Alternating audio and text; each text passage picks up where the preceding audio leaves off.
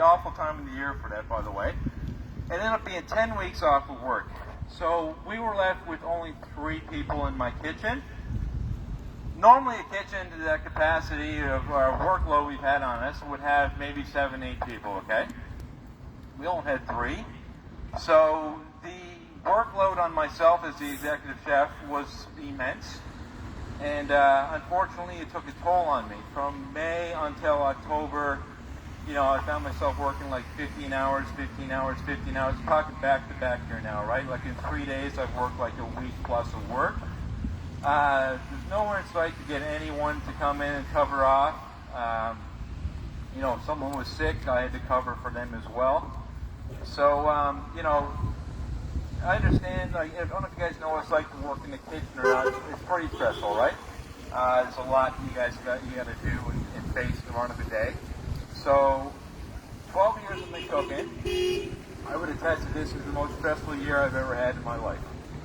And it gets worse because as we move closer to the mandate, which is put down, I started to get pressure, right? Pressure from work, pressure from owners, pressure from management, pressure from family to get the vaccine, okay?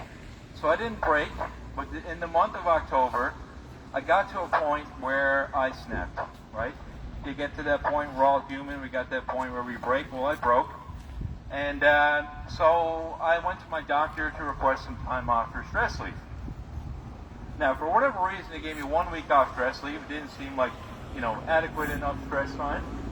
So while I went in to visit my mother and my family, she seen the toll it was taking on me as well. And she suggested I ask for more time off. So I did. I asked for another couple of weeks off. I'll show you the video. I got it. Thanks, Mom. She helped me get that. So, you know, stress, pressure. While I was over there, by the way, I'll mention that I don't normally watch CBC or NTV News. That was on TV a lot while I was at my grandmother's place. And it was get the vaccine, you know. This is taking a toll on people, right?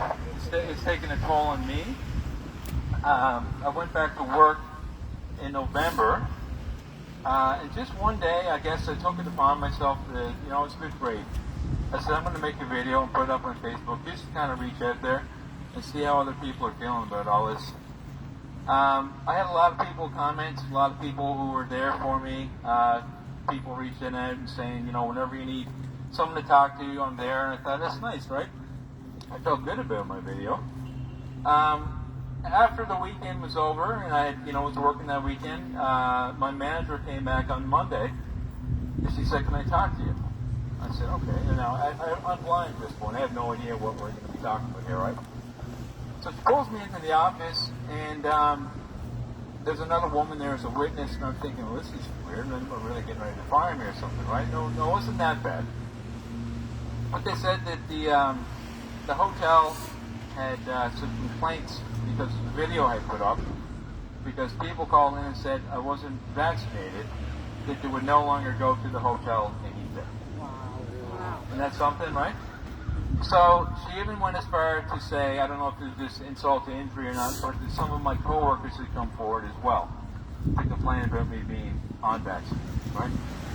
So I guess what I'm wondering is, the past 2 years that I've been there, you know, I've cooked, I've made good food, I've helped turn that place around, and my question would be, what's changed from then to now, right?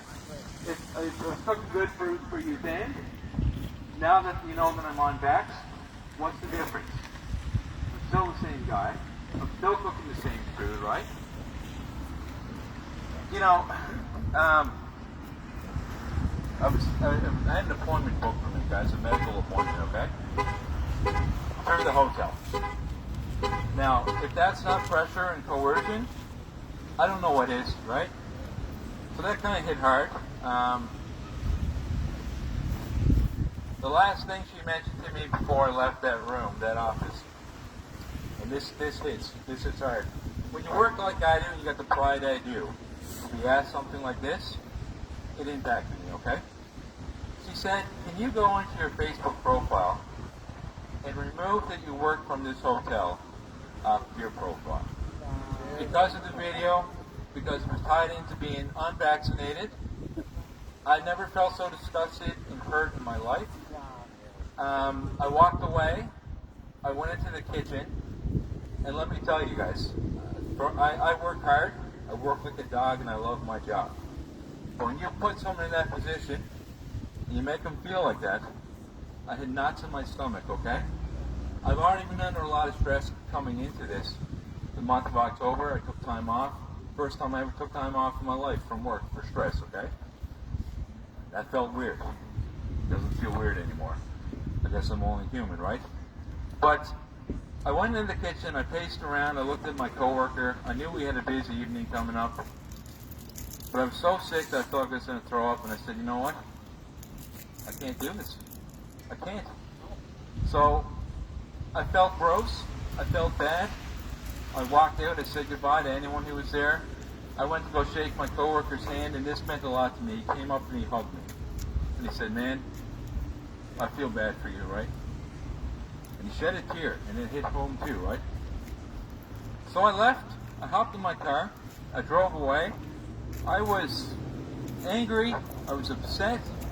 I was crying, trying to basically figure out what just happened to me. What is going on right now in the world, right?